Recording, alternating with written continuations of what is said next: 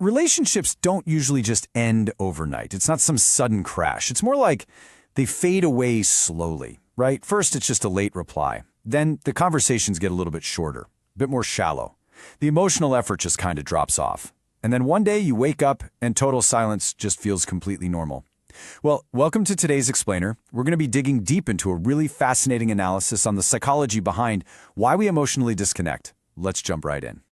Okay, so let's look at this massive contradiction we're all living through right now. Just pause and let this core paradox sink in for a second. We are literally the most connected human beings in the history of our species. We have unprecedented access to each other all the time. But despite all that, loneliness and emotional disconnection, they are skyrocketing. So the real question we need to be asking isn't just why people walk away, it's how do we become so emotionally disconnected in the very first place? To figure that out, we first need to look at what we're actually doing when we interact these days. Let's look at the modern connection paradox. You see, we constantly confuse two totally different things, communication and connection. Our modern world has massively scaled up our communication, sure, but it's actively driving down our real connection. On one side, we've got communication. We are always interacting. We're double-tapping likes, sharing reels, sending memes, firing off quick little replies all day long. But true connection, that takes real energy. It demands your undivided attention, vulnerability, emotional safety, and honestly, just time. And the harsh reality is that our modern attention economy is slowly chewing up those essential ingredients. But, we can't just blame our smartphones for everything. We have to dig a little deeper into the roots of emotional distance. Where does this inability to connect actually start?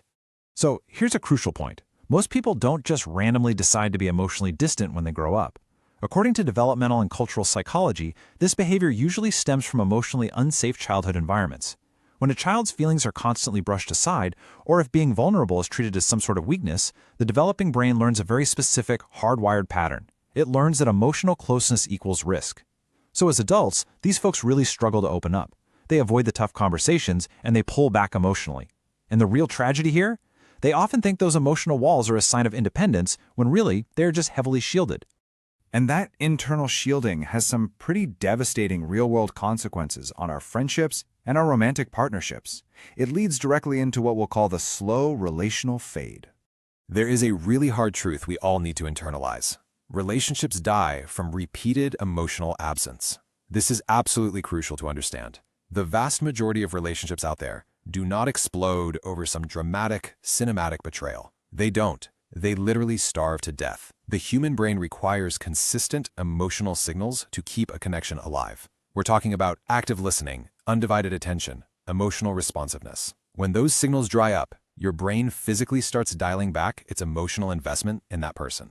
And this perfectly explains why that fading process hurts so incredibly much. Social cognition research shows that we humans are constantly subconsciously interpreting social signals. So when those signals drop off, it's not just a minor annoyance. Things like unread messages, cold one-word replies, or getting ghosted entirely, they are so confusing and painful because the human brain actually processes social rejection in the exact same way it processes physical pain. Your body is quite literally reacting to that loss of connection.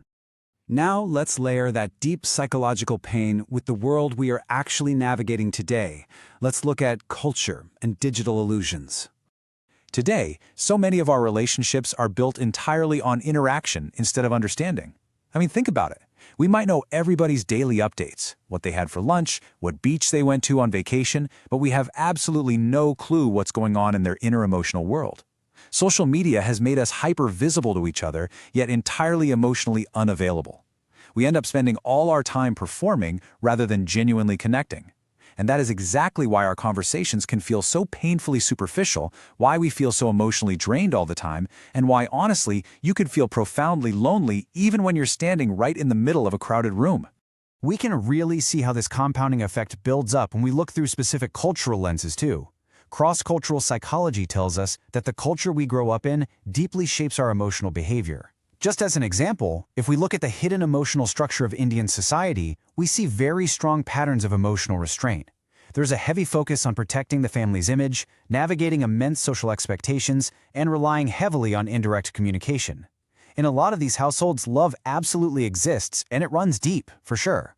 But the emotional communication itself is weak. Because feelings aren't openly talked about, people learn to just suppress what's going on inside, which leaves them feeling incredibly awkward and just deeply uncomfortable with true intimacy. And when we get uncomfortable with real intimacy, where do we go? We turn straight to our phones. But here's the catch.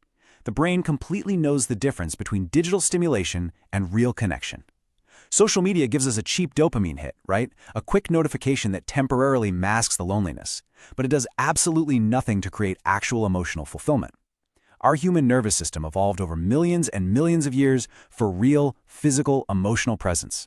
That's exactly why, after an hour of endless doom scrolling or rapid-fire text chats, you can still put your phone down and feel this overwhelming sense of emptiness. You got the attention, sure, but you didn't get the connection.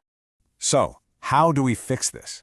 How do we tear down these walls and fight back against the modern attention economy?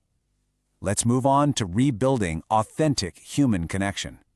The source material lays out 4 really powerful, practical steps that we can use to rebuild. First up, learn emotional honesty. Connection isn't built on just swapping random facts about your day, it's built on being brutally honest about how you actually feel. Second, give attention.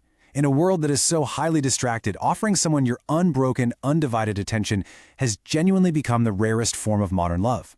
Third, stop performing. Just drop the act. Not every conversation needs to be a stage performance. And finally, number 4, tolerate vulnerability. Because real, deep connection, it only starts the exact moment you dare to let yourself become emotionally visible to someone else. At our very core, we are social creatures. But the modern world has trained us incredibly well to just look connected, rather than to actually feel connected. Remember the main takeaway from this explainer? Relationships only survive when attention survives. They survive when emotional safety survives. And they survive when vulnerability survives. Which brings us to one final, really profound question that I want to leave you with today. Are people suddenly drifting away from you? Or are we all just slowly, quietly becoming emotionally unavailable? I really want you to think about that one. Listen, if you want to keep understanding the deep psychology behind human relationships, and if you found the structure of this explainer helpful, please share it. Send this explainer right now to someone in your life who might be quietly feeling emotionally disconnected. It might literally be exactly what they need to see today. Thank you so much for joining me, and I'll catch you in the next one.